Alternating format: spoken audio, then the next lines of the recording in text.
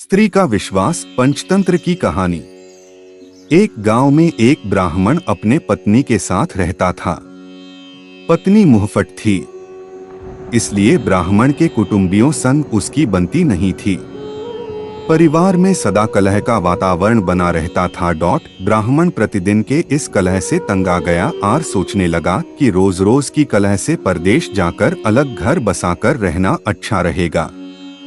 कम से कम शांति से तो जीवन व्यतीत होगा। यह विचार कर वह कुछ दिनों बाद ब्राह्मणी को लेकर परदेश की यात्रा पर निकल गया। मार्ग में एक घना जंगल पड़ा।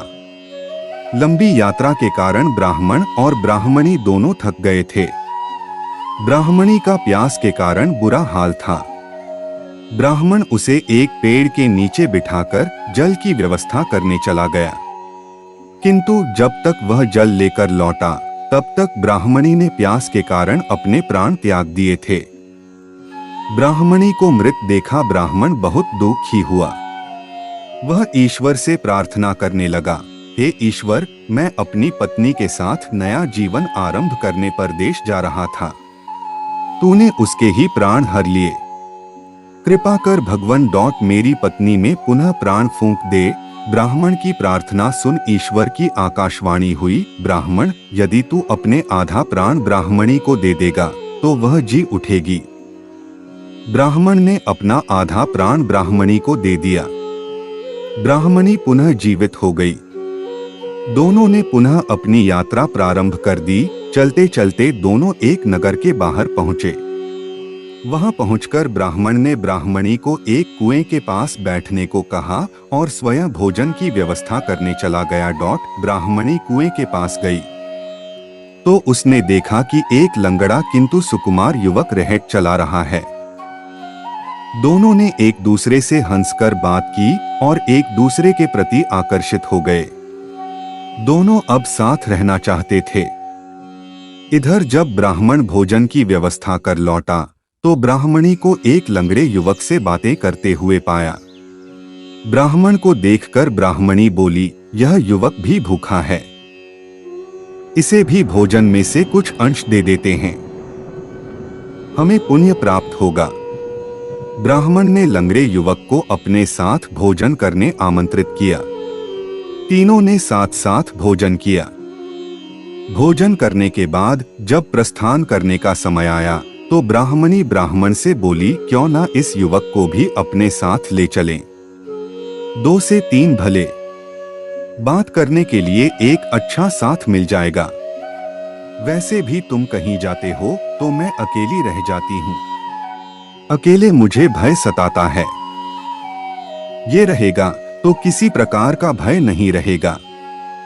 ब्राह्मण बोला, हम अपना बोझ तो उठा नहीं पा रहे हैं, इस लंगड़े का बोझ कैसे उठाएंगे।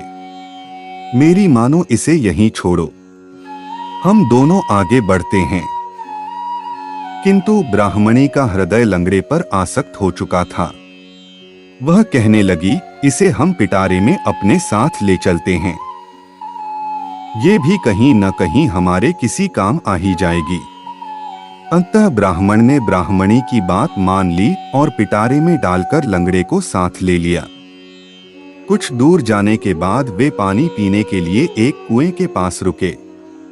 वहां पानी निकालते समय ब्राह्मणी और लंगड़े ने ब्राह्मण को कुएं में धकेल दिया।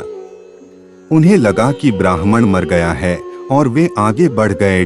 कुछ दिनों की यात्रा की पश्चात वे एक नगर की सीमा पर पहुंचे। लंगड़ा अब भी पिटारी में ही था। सीमा पर उपस्थित पहरेदारों ने ब्राह्मणी को रोक लिया और पिटारे की तलाशी ली। तलाशी में पिटारे में से लंगड़ा बाहर निकला। दोनों को राजदरबार ले जाया गया।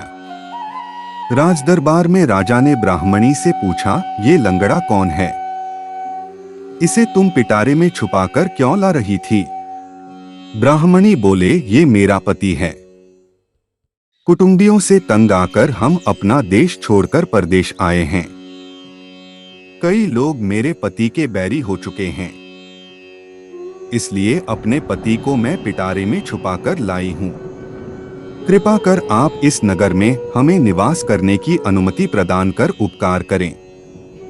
राजा ने उन्हें नगर में बसने की अनुमति दे दी और दोनों नगर में पति पत्नी की तरह रहने लगे। उधर कुएं में गिरे ब्राह्मण को कुछ साधुओं ने कुएं से बाहर निकाल लिया था। कुछ दिन साधुओं के साथ रहकर ब्राह्मण उसी नगर में आ गया जहां ब्राह्मणी लंगड़े के साथ रह रही थी। एक दिन ब्राह्मण की ब्राह्मणी से भेंट हो गई, जिसके बाद दोनों में कहासुनी होने लगी। बात बढ़कर राजा के समक्ष पहुंची। राजा ने ब्राह्मणी से पूछा, ये कौन है? ब्राह्मणी बोली, ये मेरे पति का बैरी है, उसे मारने आया है, इसे मृत्युदंड दीजिए। राजा ने ब्राह्मण को मृत्युदंड की आज्ञा दी, जिसे सुनकर ब्राह्मण बोला, महाराज, आपका दिया हर दंड मुझे स्वीकार है, किंतु मेरी एक विनती सुन लीजिए। इस स्त्री के पास मेरा कुछ है, उसे दिलवा दीजिए। राजा ने ब्राह्मणी से पूछा, इस व्यक्ति का कुछ तुम्हारे पास है क्या? ब्राह्मणी बोली, नहीं महाराज, मेरे पास इसका कुछ भी नहीं, ये झूठ बोल रहा है। तब ब्राह्मण बोला, तूने मेरे प्राणों का आधा भाग लिया है, ईश्वर इसका साक्षी है। ईश्वर से डर स्त्री, अन्यथा बहुत बुरा परिणाम भोगेगी। ब्राह्मणी यह बात सुनकर डर गई और बोली, जो कुछ भी मैंने तुझसे लिया है वह तुझे वापस करने का मैं वचन देती हूँ। यह कहना थी कि ब्राह्मणी नीचे गिर गई और वहीं मर गई। उसके आधे प्राण अब वापस ब्राह्मण में समा गए थे। ब्राह्मण ने राजा को समस्त वृतांत कह सुनाया। सारी बात जानने के बाद राजा ने लंगड़े को उसकी करतूत के लिए कारावास में डाल दिया। सीख, बुरे कर्म का बुरा फल मिलता है। जिसने आप पर उपकार किया हो उसके प्रति कृतज्ञ रहो। संबंधों में प्रेम और विश्वास को महत्व दो, किसी से धोखा मत करो।